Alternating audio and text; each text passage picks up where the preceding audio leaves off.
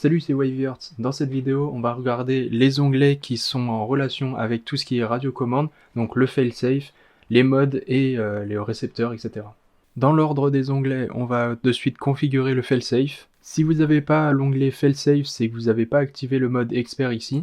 Franchement, on va rien changer dans tous les paramètres, tout ça. La seule chose qui va nous intéresser ici, c'est cet endroit pour savoir si il tombe, il atterrit ou si vous avez un GPS directement intégré dans votre drone. Alors tout d'abord, le failsafe, c'est quoi? C'est quand votre drone perd le signal radio. Donc ici, la plupart des gens vont mettre tombe. Donc quand votre drone perd le signal de votre radio, les moteurs se coupent et votre drone tombe. On peut mettre atterri, mais franchement, je vous le conseille pas parce que des fois, ça peut faire n'importe quoi. Par exemple, si vous tombez dans des branches d'arbres, les moteurs vont essayer quand même de tourner, ça va faire chauffer vos moteurs et ça va les abîmer. Donc franchement, mettez tombe, tout simplement. Vous aurez moins de problèmes s'il tombe que s'il atterrit dans des branches, etc. Donc ici, on sauvegarde et on redébarre.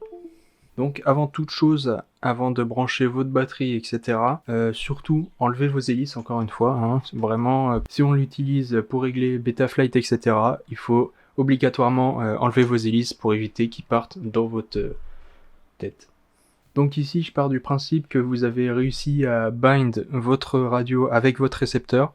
Si vous n'y êtes pas arrivé, je vais sûrement faire une vidéo. Dans ce cas-là, elle s'affiche ici. Sinon, vous trouvez sur Internet, hein, c'est assez facile, selon votre récepteur et votre radiocommande. Si vous l'avez déjà bind, on va pouvoir tout d'abord allumer la radio. Faut faire ça à chaque fois avant, même si là il y a une sécurité avec l'USB, etc. Mais quand vous êtes sur le terrain, surtout allumez votre radio avant d'allumer le drone, on sait jamais. Une fois la radiocommande allumée, on va pouvoir allumer notre drone. Voilà, une fois que c'est allumé, on va pouvoir voir selon la configuration que vous avez faite sur votre radio, on va voir si les sticks sont bien alignés, si c'est les bonnes commandes, etc. Donc, surtout, ce qui nous intéresse, c'est le roll, le pitch, le yaw et le throttle. Alors, en mode 2, le throttle, c'est à gauche, ça doit aller de 1000 à 2000. Le yaw, c'est toujours le stick gauche, de gauche à droite, 1000, 2000. On peut voir aussi, j'allais le montrer avec le doigt, on peut voir aussi avec notre petit modèle ici, là, que ça tourne dans le bon sens, etc. Pareil, alors pour le pitch, c'est à droite, pitch en avant, en arrière, 1000, 2000. Tout est dans le bon ordre, c'est parfait. Si c'est pas dans le bon ordre, c'est ici que ça se joue. Donc ordre des voix. Si par exemple votre roll et votre pitch est inversé, bah, il va falloir changer le pitch et le roll. On fait enregistrer. Et là on va voir que si je fais du pitch mais du coup c'est inversé, ça se rejoint dans le roll. On peut le faire ici, mais normalement ça se fait sur la radiocommande. Si vous n'y arrivez pas avec votre radiocommande, bah on le fait ici. Pareil, on voit chacun de nos switches, si c'est le bon auxiliaire, etc. Aux 1, aux 2, aux 3, aux 4.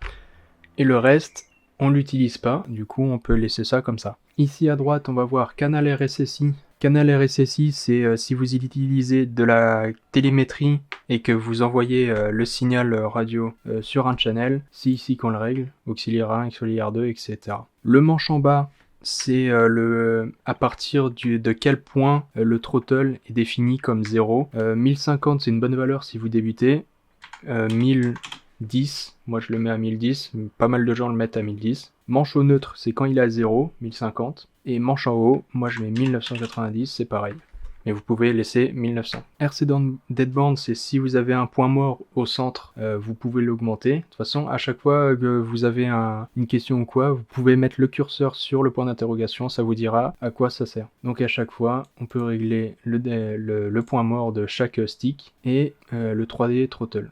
Ici, on change rien, on laisse comme ça. Si les développeurs ont mis ça par 0, c'est qu'on doit laisser ça comme ça. Mais en gros, c'est du filtrage, etc. On enregistre et on passe à l'onglet mode.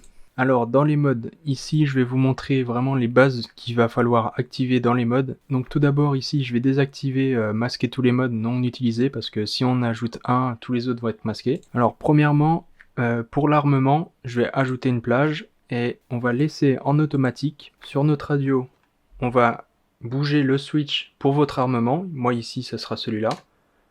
Et on voit tout de suite que ça a pris l'auxiliaire 2. Les sliders, c'est très simple. Ici, si je fais enregistrer et que je bouge le switch dans la partie orangé, on va voir que l'armement est activé, etc. Bon, ici c'est désactivé puisque c'est en USB, etc.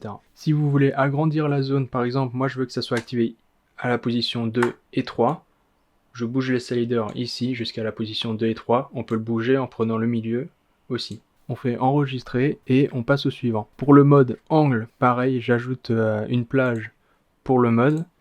Je flippe le switch que je veux, ici auxiliaire 4, et moi je veux que l'angle il soit à la dernière position, ici. La différence entre le mode angle et horizon, c'est que en angle, là je peux pas prendre le drone, mais en angle, le drone va seulement faire comme ça, alors que horizon, à partir d'une certaine position du stick, votre drone va faire un flip, en fait. Ça permet de faire des flips alors que vous êtes en mode angle. Ici, moi, je l'utilise pas parce que mode angle, moi, c'est seulement si je suis dans n'importe comment, j'active le mode angle, paf, il se remet droit. Head free, on l'utilise pas. Failsafe, on l'utilise pas non plus. Head dodge, non plus. Les beepers, c'est assez pratique. On va l'activer. On laisse en automatique. Moi, c'est ce switch. Voilà. Et les beepers, je veux qu'ils soient activés ici et ici. Disable OSD, c'est si vous voulez activer votre OSD avec un switch.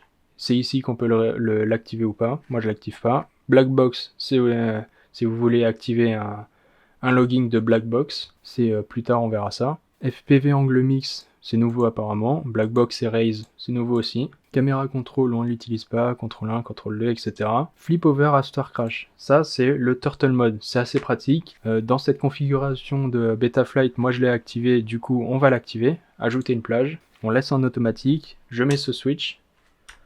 Et je veux qu'il soit activé seulement ici. Le préarm, assez important. Alors, comment dire ça? C'est simple. Si par exemple, vous êtes en train de faire quelque chose et que votre drone est allumé et que vous faites ce switch, le drone va s'armer, ce qui est assez dangereux. Alors que si on met un préarm, je le mets sur un bouton qui revient tout seul comme ça, on va devoir activer le préarm et activer ça. Et là, ça va armer. C'est une sécurité en fait le préarm. Donc moi je l'active sur ce switch, voilà. VTX Pit Mode, on l'utilise pas. Paralyse, on l'utilise pas non plus. Acro Trainer, c'est pareil que Horizon, donc on l'utilise pas. Disable VTX Control, non plus. Launch Control, moi je l'utilise pas. On fait enregistrer en bas à droite. Et pour pouvoir être plus lisible, on peut masquer les modes non utilisés. Et on a tous nos modes activés, etc. Ce qui est bien avec les plages de valeur, c'est qu'on va pouvoir, par exemple, activer certaines fonctions avec un seul même switch. Moi ici j'ai un switch qui permet d'activer soit le mode angle, soit le turtle mode, le flip after crash. Ici c'est un switch à 3 positions, du coup en position 0 il est en mode accro. S'il est en deuxième position, j'active le flip after crash. S'il est en troisième position, j'active le mode angle. C'est ici les sliders, on va pouvoir utiliser le même switch pour différents modes. Voilà, c'est ici que se termine l'onglet sur tout ce qui est en relation avec la radiocommande. Dans la prochaine vidéo, on va voir tout ce qui est en relation avec les moteurs. On se retrouve dans la prochaine vidéo tout de suite.